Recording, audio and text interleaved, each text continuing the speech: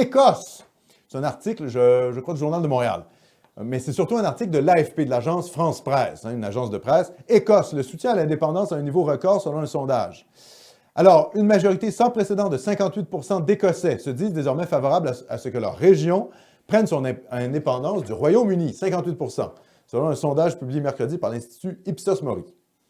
Ce sondage, réalisé, montre également que le Parti nationaliste écossais, le SNP, Scottish National Party, de la première ministre Nicola Sturgeon, Nicolas, mais c'est une femme, bénéficie d'un soutien très fort du public, satisfait 72% de sa gestion de l'épidémie de nouveau coronavirus. Alors, ce qui est intéressant avec le SNP, c'est que c'est un parti qui est séparatiste, mais ce n'est pas un parti souverainiste. C'est un parti qui veut sortir du Royaume-Uni pour rester dans l'Union européenne, pour être soumis à Bruxelles et aux projets mondialistes d'immigration massive, de LGBT, etc. Bon. Et c'est pour ça que l'article de l'AFP est plutôt favorable. Vous voyez? Ils ne sont pas en train de nous dire « Ah, mon Dieu, si les Écossais font l'indépendance, ça va être la catastrophe, c'est du repli sur soi, c'est du racisme. Il va se mettre à pleuvoir des météorites sur, finalement, l'Écosse. Ça va être... C'est un crime contre l'humanité. » Non, l'article de l'AFP est plutôt positif. Pourquoi? Parce que le projet écossais est un projet mondialiste. OK? C'est un projet pour reprendre tout le projet libéral libertaire de société à l'intérieur d'un pays qui, de toute manière, ne serait pas souverain puisqu'il serait soumis à Bruxelles. Donc, le traitement médiatique des séparatistes écossais, c'est un traitement médiatique qui est positif parce qu'il fait partie de l'idéologie dominante. D'ailleurs, je rappelle que le Scottish National Party n'avait pas voulu rencontrer le Parti québécois parce qu'il trouvait le Parti québécois trop identitaire.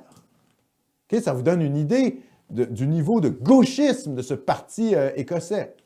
En plus de ça, l'Écosse, sous la direction du Scottish National Party, qu'est-ce qu'il a fait? Il a voté une motion, je pense, dénonçant l'islamophobie pour restreindre la liberté d'expression. Donc, ils se sont soumis à l'islam.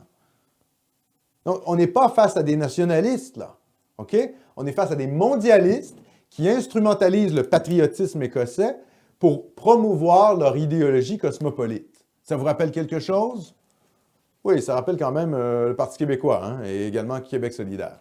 Donc, Scottish National Party, absolument pas intéressant. C'est dommage, parce que pourquoi pas les Écossais? Je suis sûr qu'il y a plein d'Écossais séparatistes qui sont des droitards et qui sont un peu dégoûtés par ce Scottish National Party, qui trouvent que ce parti-là trahit finalement les aspirations légitimes des Écossais. Mais la réalité, c'est qu'avec ce parti-là, ça s'en va nulle part, hein, je vous le garantis. Et c'est intéressant de noter, le ton médiatique, hein, parce que l'AFP, l'agence France Presse, en gros, là, c'est le système mondialiste qui vous dit quoi penser. Hein. Donc, quand vous avez un article de l'AFP, vous savez en gros ce que les élites cosmopolites pensent. Et là, ils sont plutôt favorables. Donc, il faut se méfier.